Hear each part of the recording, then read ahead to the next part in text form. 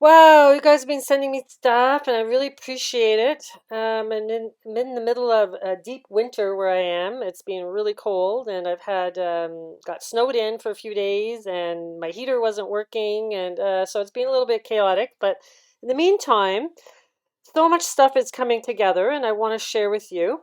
And I'm going to go over the things that people have shared from my last video so that it confirms more watchers out there seeing the same symbolism. So this Mickey Mouse clock watch actually was part of the 17th letter movement, and I'd totally forgotten about it. And you can see here that the first eight markers are colored red, and his one hand is the five fingers and the other hand is he's pointing at the two. So the markers are eight and his hands equal to eight when he's pointing at the two. So I'm just thinking that it really all ties into Venus and Venus's 8-year cycle that creates the pentagram. And so in my discovery of looking at dates, how I've always said that the May 15th date is super important because it's 5:15 and David Bowie had done those songs and The Who had done the songs for 5:15. And somebody had made a comment in my last video that said, no, it's the solar eclipse is what Adele's video is about, which is happening in October. Right? So I was like, okay, I got to go and look at that eclipse. So as I started to look at that eclipse, I started to really think about how the importance of Venus, right? So the Venus is really the portal. And we figured this out with the black star and her being Lucifer. So I was starting to think like, wow, maybe it is to do with her superior and inferior conjunctions where she gets behind the sun and on top of the sun.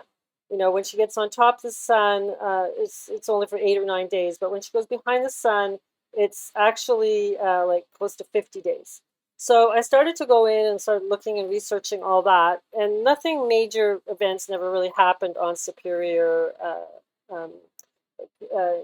conjunctions. So then I started going, well, I need to really think about this because it always brings me back to this paper that I read quite a few years ago about Venus frying pans. So these pans that in antiquity, they would fill them up with water or liquid, and they would try to be figuring out when Venus came out from behind the sun because that's when they believed Jesus was returning.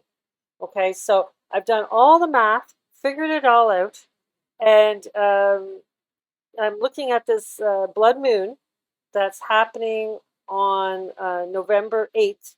And I've done videos on November 8th before because I know it's really significant with Trump. So I'm going to kind of bring all the dates from this year. We're going to look at them all. It's going to be a little bit of a long video, but I want to go through all the dates that look really important for this whole year, 2022, because we really know something's going to happen this year because it's the year of the tiger and the UN, the statue that they had with the tiger with the wings, it really shows, and also with the I Pet Goat movie and Katy Perry, having that tiger silk jacket where she's looking backwards. This is all tying into I Pet Goat, right? And she did her performance for Roar underneath the Brooklyn Bridge. Okay, so we know something's happening. It seems like it's tying into the Year of the Tiger, which is starting February 2nd, or 1st actually this year. I believe this is kind of like an Asian movie, and they have David Bowie there, and it talks about floating up. And they also show the Venus pentagram star on the ceiling. So they're really showing that Venus is the key to all of this. And somebody sent me this article about this 55-year-old model who has been doing the Orion therapy. That's my new name for it. And he has Venus pentagram stars all over his shorts in the photo shoot for, representing USA. So they know that we're onto this. Somebody came up on their feed about do not drink urine for COVID-19 therapy. So this was part of an article that, it's just funny, after they watched my video, it popped up on their stream. Somebody left this kind of alchemy comment. Urine has 47 mineral elements and salt water has 72, including gold, silver, and platinum, etc. Both are perfect for making monoatomic gold. Now, monatomic gold, Dan Winter says it can affect your aura.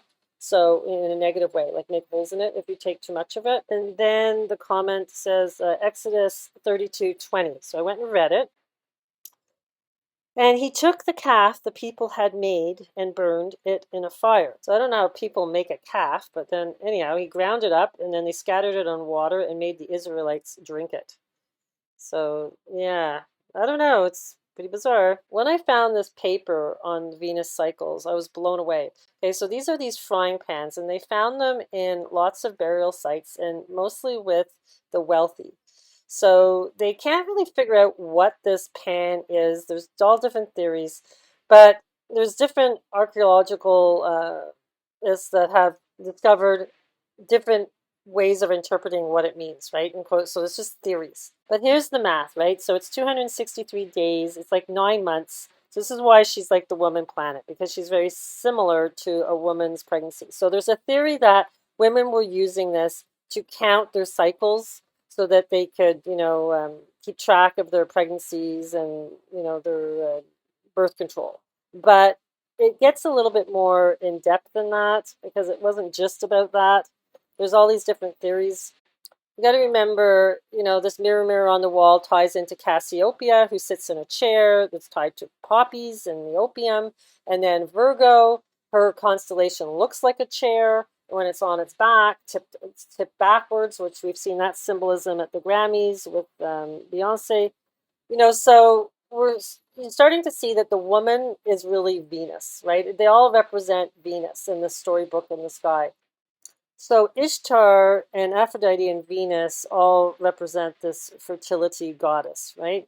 So these pans actually have female genitalia etched into them. So that's why they're saying they think it's a little bit to do with matching Venus's orbit is to do with the woman's pregnancy.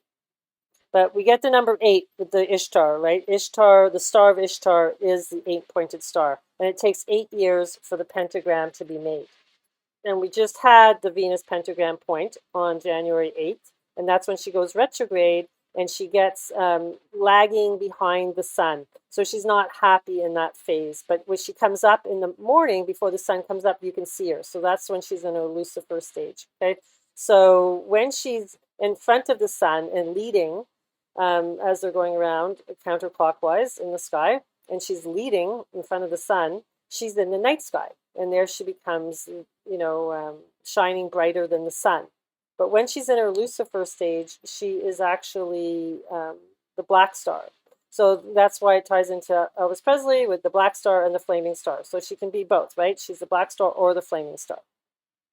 So this one paper is expressing that it can be like these pans are like a liquid mirror, right? So they were using them, like I said, to hold up to a reflection up at the sun. And when Venus is behind, they're watching for her to come out from behind her. And this, what they believed, was the return of Jesus. So here's some of the pans. You can see the pictures and with the Ishtar star on it. They're all different etchings, but all relating to the sky. And this is where it's saying in Euclidus data. Okay, so Euclid math is what the Freemasons use. So I know this is super important. It probably is a big part of their understanding of the importance of Venus. If we fill a plate with water, we can observe the shiny burning image of the sun using a dish that contains water and observing the reflection and projecting image on a wall. So this was all written in, this is Latin. So another passage shows that it was a common to observe the sun with a mirror. Okay, so that's what they were using. They were using it as a mirror. And we see Jesus as we see the sun by reflection in the mirror. And again, so Venus is the morning star. That's what Jesus was named in the Bible. So we see the invisible Jesus as they see the sun using a clean mirror. The name Lucifer comes from the Latin words lux or lucis, which means light, and fair, to bring. And Lucifer literally means light bearer. It is linked with the planet Venus in Revelations 22. 16, when Christ says, I am the bright morning star, which is Venus, heralding the coming into the full light of the sun, the Christ. Interestingly, the role of the light bearer is linked with Mercury, or Hermes, the divine messenger of for the gods in Greek and Roman mythology. The Christianity Mercury function is served by Saint Michael, the angel guardian of Christ, according to Saint Thomas.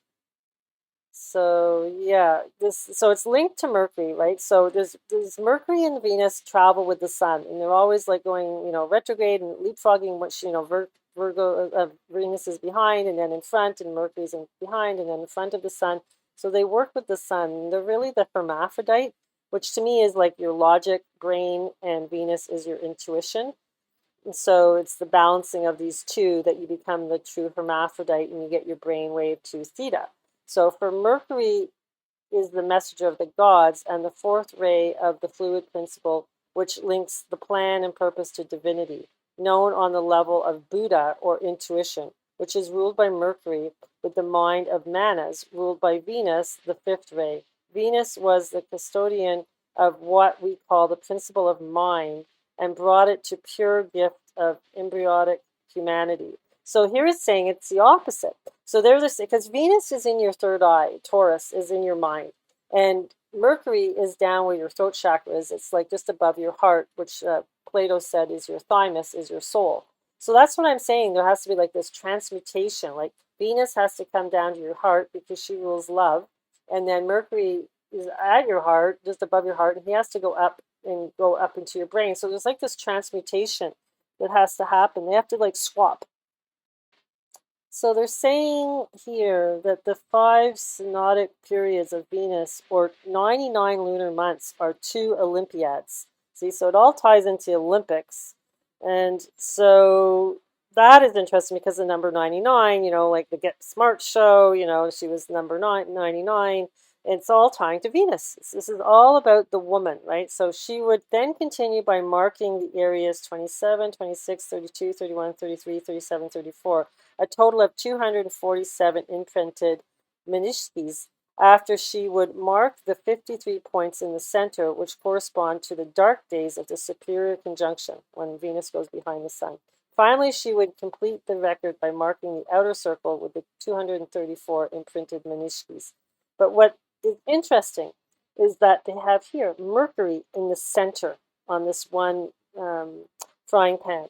So that is really a clue to me, because Mercury is your mind in alchemy. It's like I said before, it's red Mercury. It's the rubedo. Okay, it's ruled by, the moons are the different phases of the alchemy process. So the black new moon is the first stage of alchemy, the negredo with Saturn. The second stage is the white goddess, with Neptune, water, the full moon, because the full moon pulls on the tides. Okay, it's all to do with water. It's the white moon. So you got the black moon, the white moon, which is the chessboard. And then the red blood moon is the last stage, but it's to do with red Mercury. So it has to do with your mind. Okay, so I'm starting to go, whoa, this is really important, because I have to find in the sky a blood moon with Mercury in conjunction with the sun and Venus in her glory in front of the sun. Okay, but guess what? I found it. Yeah, so this is all the things that are happening this year with the eclipses, right? So April 30th, we have an eclipse. And then we have the May 16th one. Well, May 15th is at midnight, right? Which is the moon is in Libra, and the sun is on the labyrinth. And I was like, wow, this is really, really important, because it's, they're both ruled by Venus. Libra is ruled by Venus and Taurus is ruled by Venus. This must be it, because I knew it had to tie into Venus, right? And then we have this other solar eclipse. I'm going to go through them all. And then November 8th, 2022, that's the one that everything is lining up exactly to the mythology of Mercury being on the sun. And it's actually on a portal, which I found out, a portal star. Okay. And this is crazy. It's like absolutely perfect. Okay. It's not just Venus, because on May 15th, Venus is in Pisces. She's just all by herself. She's not doing anything. I was just like interpreting it like, okay, if it's this year, it has to have to tie into Venus somehow, and her being, these two things happening in Venus constellations was like, I was like, oh, that's the key. But it's not. She has to be in her right position. She has to be in front of the sun.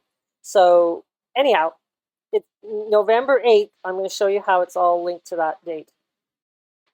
It's also tying into the cross quarter days. Okay, so we have the eclipses and the solstices, right? But then you have the cross quarter days, which are halfway points between those two. And one is the Zubin, which is Halloween, November 1st.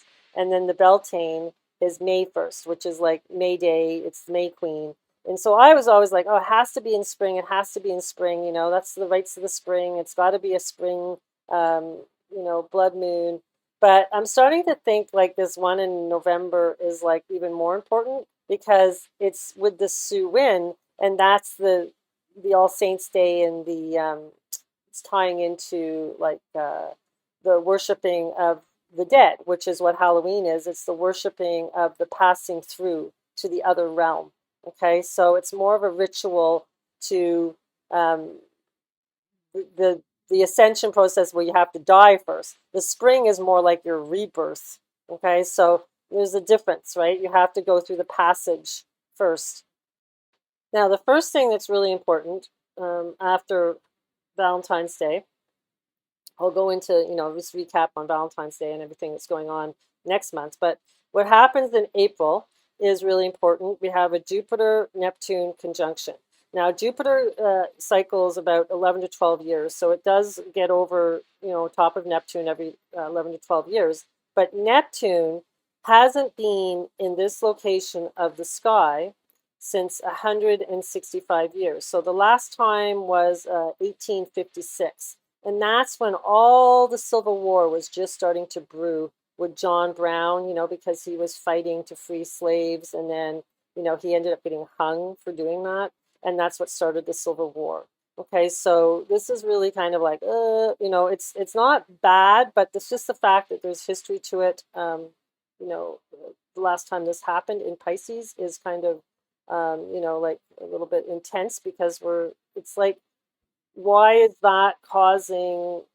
Neptune and Jupiter would be causing this kind of justice, right? It's also your belief systems. They both rule Pisces, and Pisces is I believe. So one believes in kind of the one system, which is Jupiter, which is the god of this realm. He's Zeus, right? And you have those beliefs. And then you have Neptune, who is totally metaphysical and mystical, and he has the beliefs of the other realm, like more like your intuition and your shamanic beliefs and healing through the shamanic state through the dream world. And it can put a cloud and veil and put people in a fog, like a delusion.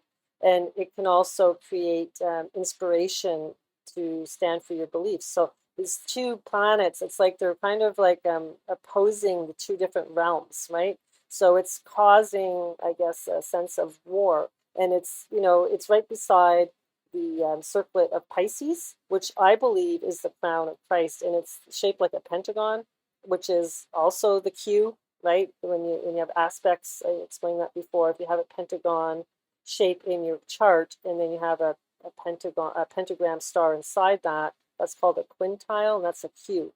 Okay, so we're getting a cue that this is coming. Okay, so all I'm saying, it's intense. So guess what? A friend sent me this, and this is crazy. There's a Neptune statue outside of the Canary Islands where the La Palma volcano is happening. Okay, it's in the ocean. It's like right there. I couldn't believe it. So she couldn't believe it either because we're just like, ah! Put your thorn crown on and walk the righteous path and the persecuted path and ride the tail of the whale. You got to ride the hippocampus. That's your brain, man. It's all to do with your brain. And the hippocampus is Neptune's seahorses that he brings, with his tsunami. So, but it's all to do with your beliefs. Okay, this is what it's all about. It's about controlling your beliefs and believing what you want to have happen. Yes, be aware. Yes, be, not in a cloud and pretending everything's perfect. But at the same time, don't put fear into it. Okay, this is just a fear factor game, and you got to just go, okay, this is going to happen. This is what needs to happen because it's all the pain that has to be rehealed on this planet from past events, and people are going to be divided. But you just got to go, okay, it's not my reality. My reality is I'm going to become metaphysical with Neptune. He's taking me to the other realm where I can heal. Okay, and that's what you have to kind of take that, and take Jupiter's energy with you. Don't get caught up in the beliefs of this realm, because the beliefs are the leaves hanging on the tree. They're not very strong and they fly in the wind. Okay, you want to be the roots, and connect to the memory of the water, of your ancestral memory. That's why Neptune is connected to the moon esoterically. He's the second stage of alchemy, the albedo. It's to do with remembering the pain and healing it. Then in April 30th, we have the eclipse, and that's happening in the crown chakra of Aries with Uranus, which is heaven. Okay, and Mercury, now we know that he's the messenger. He's really important, right? We know he's a big part of our brain. He's the one on the left side. And he's on the Pleiades, right? And there's also a comet there, the Pan Star. Okay, so that's what's happening on April 30th. And then we have the blood moon that's happening at midnight. Okay, so that's esoteric, really important as well. David Bowie asteroid is in conjunction with the sun, right beside the Pleiades. Mercury is still there, close to the Pleiades. And this is the labyrinth, right? The Taurus. So this is really important. And Ariadne's there, and Victoria's there. I didn't put them in, but they're all there. Now Venus is just hanging out over, on Pisces, the spiritual fish, or it used to be a dolphin. Okay, and she's just sitting there, and Uranus is in Aries. So yeah, that's what kind of got me going. Venus isn't playing a part in this one, really, right? I'm kind of like, okay, I think the November 8th is a little bit more esoterical. Even though the sun was in Venus, Taurus, and the moon is in Libra, Venus as well. But this Libra constellation, remember I said it's all ties into Asteria, the goddess Asteria, because she was, trying to get everybody to get back to the golden age, and she was the last titan to be on Earth, and she was trying to convince everybody to think differently and get back, to divine state of consciousness, and then she kind of like gave up and she went. Okay, she's all tied into this justice, right? This is the justice card, Libra. It's the lambda, to do with the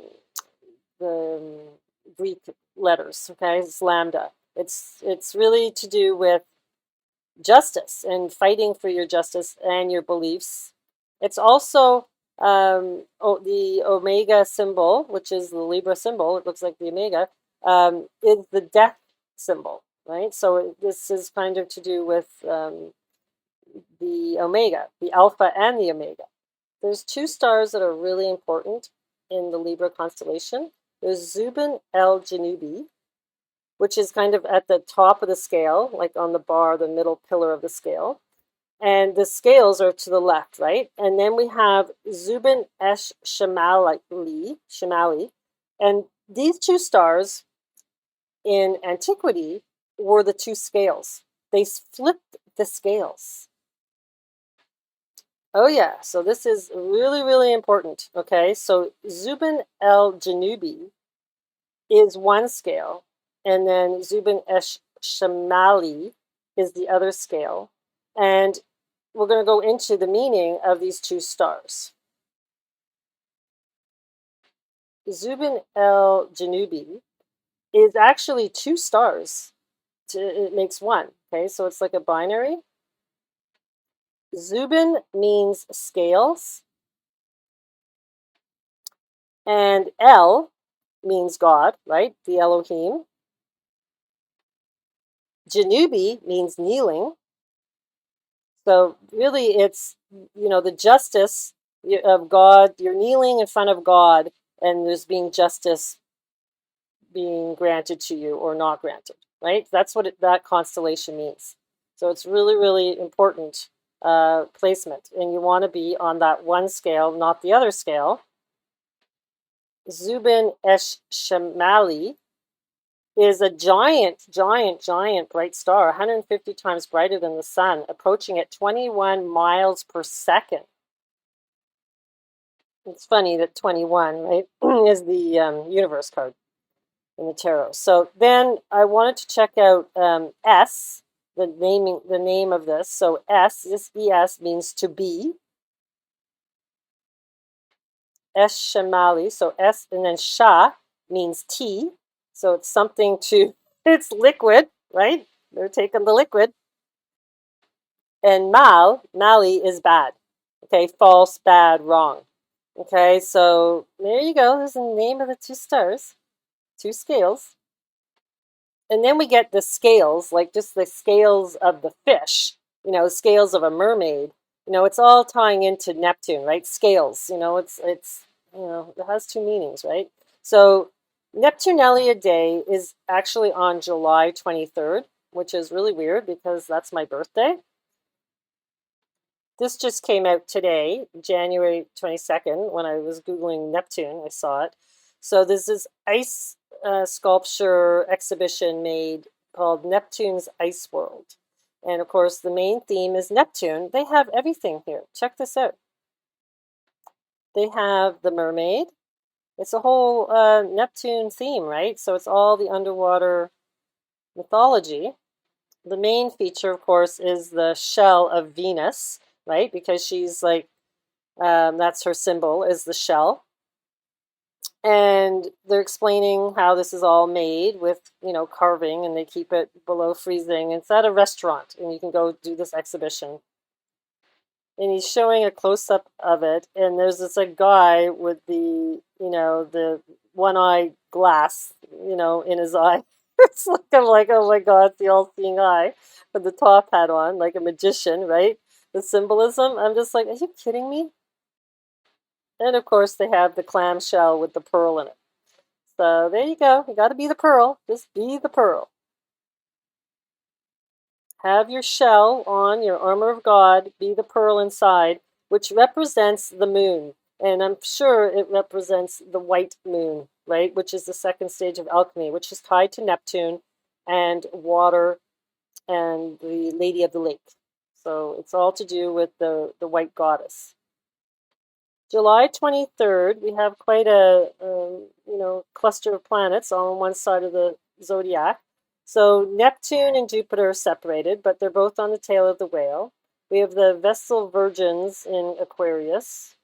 Mars is in conjunction with Uranus. So that's like, okay, that's like energy, and it's in Aries. So that's totally like power to heaven planet, right? Which is Uranus, which is the other realm. So the warrior also is in you. It's like the war god is in his own constellation, Mars. So there's going to be this battle going to do with heaven. The moon is on the Pleiades in Taurus. The moon gets back to this location every 19 years. So since the assassination of JFK, this is be the third time that it's been in Taurus. Now, I know it sounds crazy, but I did read in this really ancient text that the moon in Taurus can represent murder. Okay, I'm just putting it out there because I did read it. Now, Venus is still behind the sun because the planets move counterclockwise in the sky, so she's still dragging behind, but she's on the hammer of Orion. And then Mercury is on the beehive cluster, which has to do with the gateway of man and the manger of Jesus. Okay, so it's pretty intense what's happening on Neptunalia Day. Now, I wanted to check out and see if there was anything in history, and it has a lot to do with Boris Johnson, is chosen to be the new British Prime Minister. This happened on July 23rd, and he's been in the news a lot. There was also 250,000 doses of vaccines for children produced in a firm in China that were faulty in 2018. So because he wasn't wearing a mask, remember, and he did this kind of, party I showed you last time when he was dancing on the checkerboard floor and all this esoteric meaning. But just recently, Boris Johnson scrambles to save his career while loyalists launch Operation Red Meat. Okay, and you're like, what the heck is Operation Red Meat? So I just had it in the back of my mind, Terry sent me a video, and this lady was talking about this, and I'm like, Operation Red Meat, what the heck is that? Oh, guess what? July 23rd, there's the link. So back in 1298, beef persecutions, Jewish community in Wasburg, Germany, massacred. Okay, so I'm telling you, this isn't looking good. So, ice cream cone was created during the St. Louis World Fair. Now, that World Fair is really important. I've done a research on it, and it all ties into Venus. They had Venus on the front gate, and it was all symbolic to Venus. And of course, that is where the Silver Gate is, and that's where the two eclipses cross, the one in 2017, 2024, across the United States, they cross there. And it's almost like, it is like female genitalia symbolism all around this St. Louis park where they have this Silver Gate, okay? So it all ties into Venus, okay? Because Venus rules the Silver Gate in Taurus. That's Isis's gate, or Ishtar's gate, is the Silver Gate between the horns of Taurus, because Taurus is ruled by Venus. Now, all the symbolism of Frozen, like the Frozen movie, and let it go, you got to let it go. Otherwise, you become frozen, right? So if you don't connect with your left and right side of your brain, and you are in fear, or you're not able to balance your emotions, you will become like frozen, like a statue, or you become the White Walkers, right, in the Game of Thrones. You become frozen. You literally become frozen in your heart, because you can't see, you don't have any more love for the other side. You're just angry, and you're scared, and all this stuff. So the whole frozen symbolism. So ice cream, it's frozen, right? It's frozen milk. So yeah, it's really fascinating. So I don't know now, like, is it not going to be Valentine's Day? Is it going to be in July? Something's going to happen? Like, anyhow, it's just interesting. The symbolism's there. And then there's tons of stuff with adult Hitler, all on July 23rd. Lots of stuff going on through the war. It seems to be an important date. Now, the reason that it's so important is because the Sirius star is on the heliacal rising with the sun on July 23rd. Okay, so it's like the shining one, right? So this realm, instead of like worshiping all the good symbolism, they create drama when there's good symbolism in the sky. It's the same as like not when 9/11 happened. It was good symbolism, right? It was like the moon was in between. I think it was on the hammer of Orion, but they want to create negativity when there's good stuff happening in the sky. So the Egyptian munition ship Star of Alexandria explodes on the dockside in Bone, Algeria. Now, also the Beatles sing Help is released in the UK, all on July 23rd. And this is the Star of Alexandria, so it's very symbolic to antiquity, and this is really what the headdress looked like that Beyonce was wearing at the Grammys, right? So it's all tying in. This is all tying to Neptunalia Day, July 23rd. So also here, 43 die in a race riot in Detroit on July 23rd. British Army carry out early morning raids across North Ireland and arrest 48 people. Also, a flight 809 knocked out of air by lightning landing in St. Louis, killing 38 people. So it's like, whoa, nuclear tests. Yeah, so it's like, it's a pretty intense day. Paul McCartney's band Wings released single Let 'Em In. That's Let 'Em In into Heaven. The lyrics on that song. River of No Return, wilderness area designated by Jimmy Carter. So it's to do with the river, water. We got the water. Brooklyn, New York. That's where Brooklyn Bridge is. Pirate radio station begins broadcasting in 1987, July 23rd. 44 people were killed in Asian Airway Flight 222. It's the year, right? That's our year. Crashed in a building in Taiwan. Okay, and then the Kepler mission announces discovery of the most Earth-like planet yet, Kepler 452b. So yeah, I don't know. It's a pretty intense day. So we'll just have to wait and see what happens on Valentine's Day. But this Neptunalia Day is definitely an important day. So now they got 9/11 tied into it. So in 2019, U.S. Senate, it passes bill championed by comedian Jon Stewart to ensure 9/11 first responders fund never runs out of money.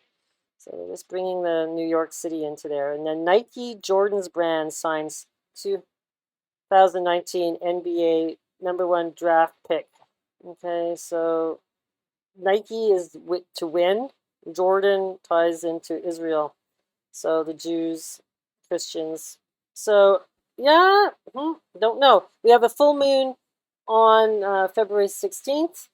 And then this isn't a full moon that's happening on this date. It's just the moon's placement in by the Pleiades. And usually things that are by the Pleiades are usually kind of intense.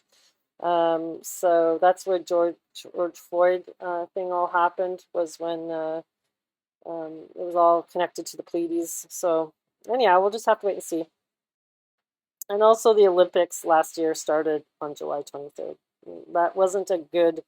The symbolism for this Olympics was all to do with AI. I did a video on it once, and it's like, yeah, it wasn't a good symbolism. It wasn't for freedom. Okay, so I did the math from the Venus point that we had January 8th, and it comes out to exactly 263 days, which is the period of Venus's cycle before she goes behind the sun. So she starts to become invisible, because she's trying to catch up to the sun, and then she starts to get really close to the sun, and you still can't see her because she's blocked by the sun. Those are the 50 days that she goes behind the sun. So it starts on September 27th, 2022, that she starts to catch up and get really close to the sun.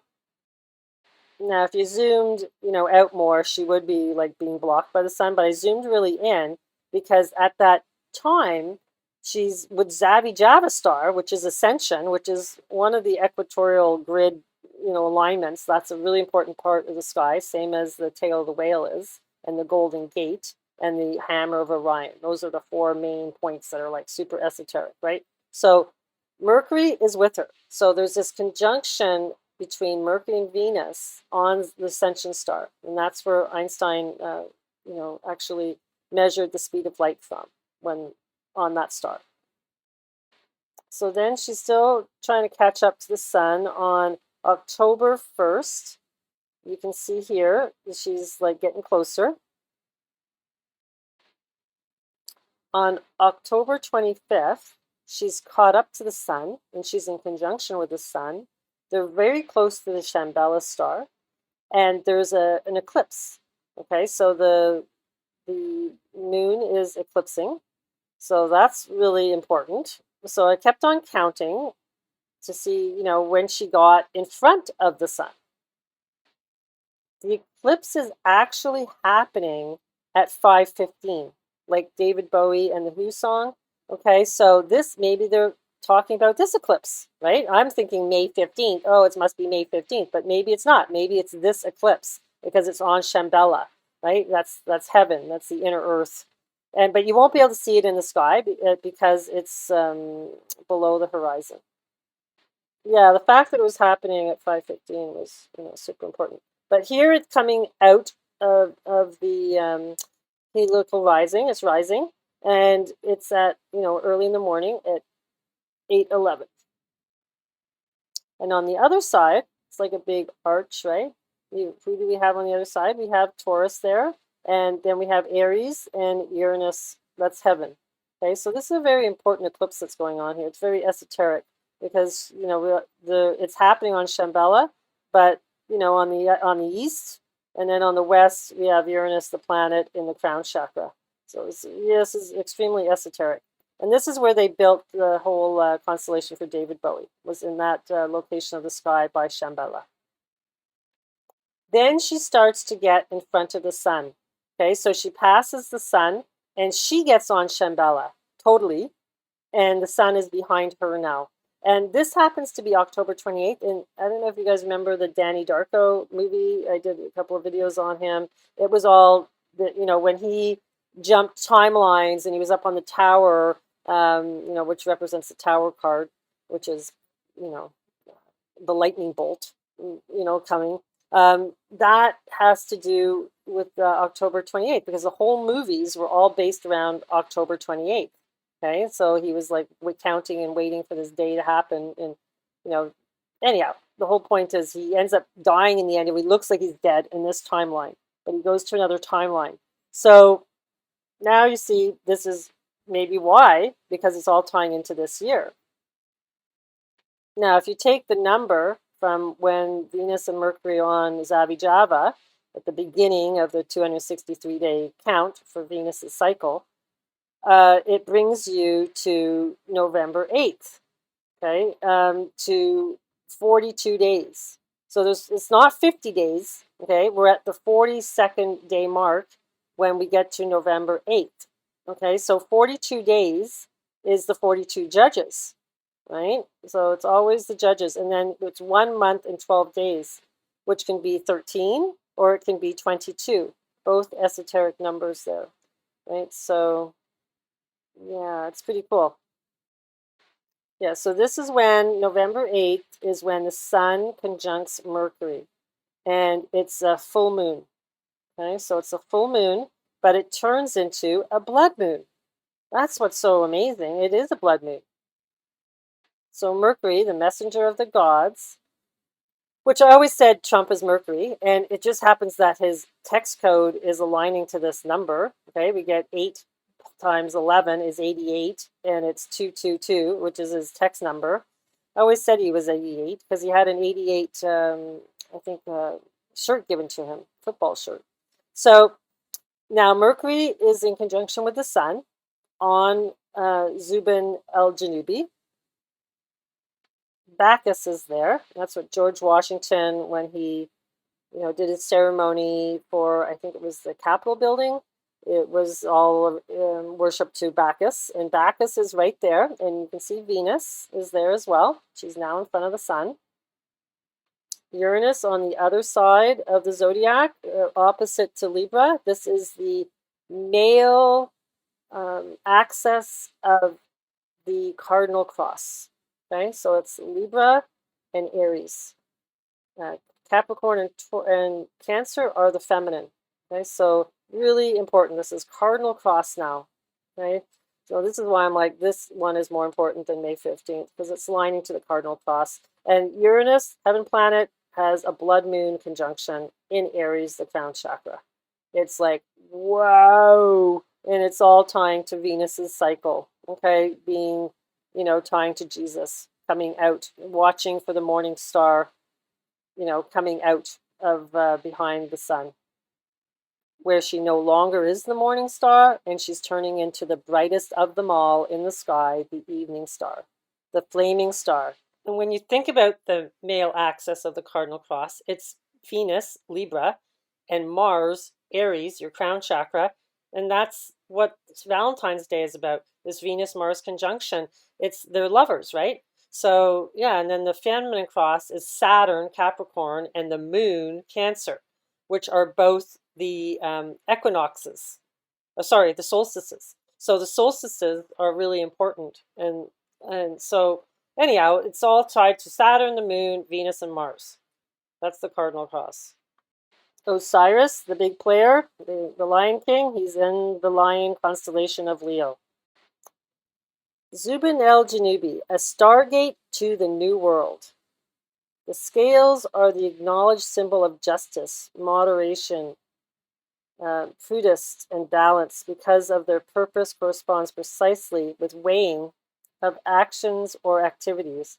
When associated with the sword, scales still symbolize justice, but in double harness with truth. On the social level, they are emblems of administrative and military duties, those of kingly power, and one characteristic. Are the scales about judgment? My sense is the scales really represent what just is, justice. In the world of duality and polarity, real and true justice occurs from a place beyond fear and where it is possible to accept what is without judgment. Acceptance of others and their process may include choosing not to support a person in their addictive or reckless behaviors. Other ways is to show up include having limited contact, as in professional and social setting, or doing a planned and skillful intervention without attachment to the outcome. When judgment is involved, it usually shows up as something that is operating out of duality, right or wrong, good or bad. However, we don't really know what is right or wrong for anyone else. We don't know what their soul is choosing or why. It may be that no matter how awful a situation looks, it might be exactly what is needed and is being guided from a wisdom that goes beyond our middle world understanding. If we find ourselves in judgment of others, then it is an opportunity to look at what fears are unresolved within us. Both the light and the dark are necessary for life to flourish, and when we judge others as good or bad, we move out of balance. The stars of the scales, especially whenever planets, nodes, or angles are nearly either natally or by transit, are activating an opportunity to strengthen our own sense of balance and how we deal with the reality of duality and polarity. That was amazing. That's an astrologer, and when I found her site about, well, she just did this little blog about these two stars, right, in the scales. Her name is Kaelin Castle. Zubin el-Janubi sits midway between the red royal star Antares in the constellation of Scorpio and the blue-white star Spica, which is the Washington Monument, right? The Tree of Life, of divine feminine in the constellation of Virgo, the priestess, suggesting that the star marks a between point. Zubin el-Janubi is between Antares and Spica and are between the September equinox and December solstice. If we consider we are also at a great turning of the cosmic wheel, this is another indicator of the importance of this timing, marking the between a great ending and a great beginning. The ancient Sanskrit word of the constellation was Zubin el-Janubi, is located in Tula, the name for the Holy Land or Promised Land. So it means Tula. So if you see the word Tula anywhere, now you know what it means. So in William Henry's book, Tula is defined as the place of peace. Tula is placed and a process of becoming. In Tula, our thoughts, desires, and fears will become instantly real. What is in our hearts cannot remain hidden. What is felt in the heart is what we see in the world. Only love can flow through our hearts in Tula. When planets are passing Zubin el-Janubi, they are also near its companion star Zubin esh-Shemali, marking the other band of the Canada scales, formerly a gateway or stargate access to the realm of truth, the promised land, reminding us of the ancient prophecies that speak of the promised land or the golden age. This fits with the constellation of the scales, also known for weighing the heart of the dead to determine their next path and next life. The scales are also a symbol of balance, truth, and justice, reminding us moderation and prudence are always worthy action. If the heart is heavier than the feather of Mata or Mate, the person will return to this world. Yeah, there you go. That's the whole freaking nutshell. So now we know it has to be this one. It has to be, because it's all tying into the mythology of the Egyptian mythology of weighing the heart on the feather. And now we know this is a stargate. Amazing. To the promised land, the golden age. Then 3 days later, like 3 days to ascend, the moon and Mars are in conjunction where Donald Trump was born, right on the Crab Nebula in the Silver Gate. Okay, so that's Remembrance Day. That's the day, the end day of the World War I, where they, that's when they finalized the war, was on that time. And it's all to do with the poppy. And that's to do with Venus, right? And it's to do with remembering who you are. That's what it really is. It's remembering who you are. So the war ended in 1918 on 11/11, and 2022, it's 104 years later. And if you take the 8-year cycle of the Venus pentagram, we have 13 of them. Okay, so we're in the 13th pentagram since that date to the exact day. Well, 3 days behind with this blood moon, but 3 days later, we're at the exact date. We're in the 32nd pentagram since the founding of the United States, but just interesting how all the numbers work out. And so then May 15th, 2022 to November 8th, 2022 is exactly 177 days. Trump's inauguration day, he was 70 years old and 7 months. September 11th and to November 11th, 2022 is exactly 21 years, 2 months, and 1 day. So we get the 2020, 2121 mirror, right? So it's like 2 universes. And we also, this adds up to 42, which is the 42, days, the 42 judges. And the number 42 backwards is 24, which is Zeus, is alchemic symbol, the number 24. Zeus, Jupiter. If you take the assassination of JFK to November 8th, when the blood moon is, it's 707 months and 17 days, excluding the end date. So we got the 777, because Trump's inauguration is 70 years old, 70 years old, 7 months and 7 days. That was his inauguration. Yeah, he wasn't 77, he was 70 years old and 7 months. And I'd done this before about November 8th, but now I see it's really, really not just about Trump. I think this is really about us. Okay, so he's on the Back to the Future, 0000. It's the 0 point, right, where we jump. And this was on 12/12, right? So 21:21 a.m. on November 8th.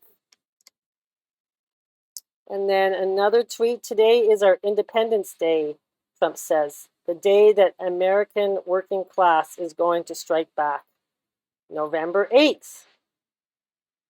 We are hours away from once in a lifetime change, Trump says in his final rally. November 8th. And who tweeted it? Ali Vitali? Like Ali, like God? Oh my God. Oh, it's too funny. Election, it's always US election, November 8th and beyond. Right? So that's when they decide the votes as on November 8th. Trump thanks the deplorables on November 8th with his fist. Remember he did the Saturday Night Live skit on November 8th, 2015 when he was in the Tesseract, to jump timelines with the Hotline Bling parody. And then he has the skit with the Russians, with the prostitutes that, were supposed to pee on him. And then there's 3 of him. Oh my God, it's the Trinity. It's so funny. Then they go November 8th. I think that's when they kicked him off of Twitter, right? Yeah, so he doesn't exist anymore, right? He's jumped timelines. Oh, that's so cute. Okay, so November 8th in history. 392, Roman Empire declares Christians' religion the state religion. Yep, it's all to do with Christianity. So then there was this meeting with this Aztec emperor and the Spanish conquistador in 1519, November 8th. 1701, William Penn presents Charter of Privileges, and then Benjamin Franklin opens the first library in 1731. Lincoln gets elected in 1864. Here they're talking about detects electromagnetic radiation in wavelength range today known as X-rays. So the X-ray happened on November 8th. Hitler, Nazi Party. Then they have this musical, OK, premieres in 1926. Now this picture, I was like, what the heck? So they have the OK on the bus. They have Palma, it looks like, on the back of the bus. Then there's like Love Slave, and then there's Velma Banky. You know, should you marry her? Now, this is all going back to the silent film era. Remember, we did the Silvergate thing on the Hollywood stars. It was all going back to these silent films. So this is all tying into a wedding that happens. So this is what we want, the wedding, right, to happen. The Rubetto is the wedding. So it's like crazy. It all goes back to Gershwin and his songs.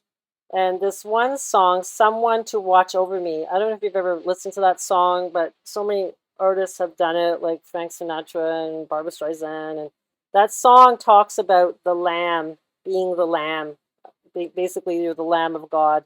Okay, so this is really important that this is all linked to this day. Velma Banky was one of these silent film actresses, and she worked with Rudolph Valentino. She did a film, The Eagle and the Son of Shrek. And this is all tying into, this is where all the esoteric knowledge is created. It's from these ancient literature and, artwork that they just kind of show that there's importance to certain days and certain songs and what they mean. And you have to be paying attention from an esoteric point of view to really catch what they're saying to you, because they're just showing you, this is just a repetitive realm. Just keeps repeating the same thing over and over again, lining to the sky. Maybe Rudolph Valentino ties to Valentine's Day. Like, we don't know. We have to wait and see. But, we know that these two blood moons, May and November, are important, but also Valentine's Day is important because we have a Mars-Venus conjunction. And it ties into the purge of Cassiopeia and Lupercalia Day, right, on February 15th. So all tying into the naming of Rome. So who knows? We'll have to just wait and see. Even Gershwin's musical, The Treasure Girl, that's important, right? And, it's always to do with the election, because that's when you go into the White House. You go into the White Castle. Right? And The Treasure Girl, check out the songs. Skull and Bones on one side and Treasure Island on the other side. I've Got a Crush on You came from this movie. So look how many people redid this song. Bing Crosby, Ella Fitzgerald, Frank Sinatra, Rod Stewart, Diana Ross, Barbra Streisand, Linda Ronstadt, Michael Bublé. This goes on and on. They're telling us it's a very important song. And this is how I know it's really, really important. I have to do a video on the bounty. Okay, I've got it all ready. Been waiting for a while, but now I understand how important it all ties in to November 8th. Okay, so this is Clark Gable. This is the mutiny of the bounty, where they take over the commander of the ship and they control it. Okay, so the thing is, it ties into the bounty of Trump throwing the paper towels. So he throws paper towels at the hurricane victims, right? This is from like a storm, right? The storm comes, Neptune's storm comes. And he tells them, look, the real storm is on this day when the bounty, November 8th. Okay, this is how this esoteric knowledge works. So this is when Trump, talks like a funny guy so that you think he's an idiot, but he's really telling you esoteric language. So you will receive the best paper towels, only the best. That means bounty, folks, bounty. And then he goes on about it being, declaring it a Category 5 hurricane was tremendously big and tremendously wet. And he's talking about water. He's talking about, Neptune. With bounty, you can squeeze out the water and use the paper towel again. Try doing that with the genetic brand, SAD. To show the depth of his concern, the president says He plans to personally visit the affected area once the storm has passed. So then he goes there and he throws paper towels around, but they weren't bounties. But he was just like dropping a big clue here. Like, I couldn't. I was when he did it. I was like, "What's he talking about? What's he talking about?" You know. And I knew he was trying to say something, but it all ties into that movie, The Bounty. I have so much information on that movie, and I've been meaning to do it. But anyhow, now's the time. When he's talking about reusing the paper towel and squeezing the water out, like that's a joke, eh, guys? Like they're squeezing the phosphorus out of people. I swear to God, that's what this is all about. And then the next thing goes on about toilet paper. It's always about the freaking golden toilet. Oh my God. Trump's golden toilet. So even the Simpsons have to get involved in this, okay? So they want to get back at Trump. When somebody comes and throws paper towels at you, they're saying this is terrible. In my case, it was a flaming toilet paper, but the principle is the same. The bartender character adds. It's humiliating. This was all to do with The Simpsons. The new video from the hit Fox series The Simpsons targets President Trump for tossing rolls of paper towels to Puerto Ricans in September. And then they go, "Thank you for, thinking about how humiliating it was that he was doing that." But people just, you got to get over your judgment, right? Stop judging and just listen. Pay attention. What is being said to you?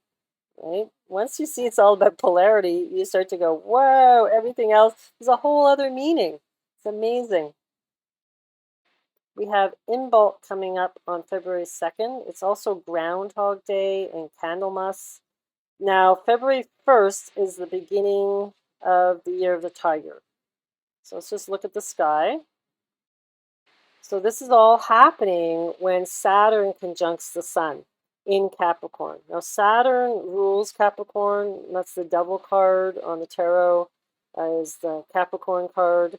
And he's like the authoritarian timekeeper of this realm. He's also has the keys to get you to the golden age if you take on his lessons and learn from his strictness and overcome things that you need to overcome. So the sun being there takes away some of his coldness because he can be a cold father, and the sun brings kind of, warmth to him.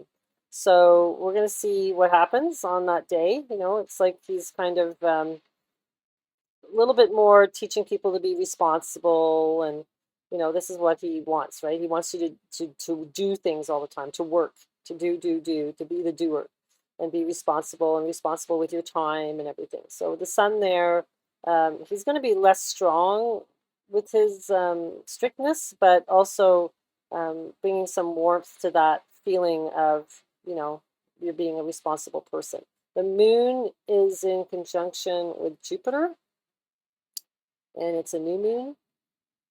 And then on Valentine's Day, we have the Venus, Mars, Vesta conjunction in Sagittarius. Venus and Mars were lovers. But the biggest thing I think is just to keep watching out for Neptune symbolism. The Omega seahorse symbol on the Steam Master case back explained. See, it's the hippocampus. That's your brain. Okay, the hippocampus is your brain. And this is really what this is all about. It's all about your mind, Mercury, and love, and balancing the two. And yeah, they're showing us. It's in the James Bond. They have the hippocampus here with the Moonraker film. So it's, we're watching the moon. The moon moves fast. Venus and Mercury move fast. So we got a lot going on this year. So anyhow, I just wanted to break it all down there so you could kind of see what the important dates are. So thank you for everybody for taking, you had a good round there of readings. I'm still not caught up, but I'm almost caught up with them all. And I thank you guys for sharing stuff with me. And we're just going to keep working forward here and keep plugging away. And I'm hopefully going to get out of this cold spell we're in here. And I hope everyone's doing well. And bliss to you all.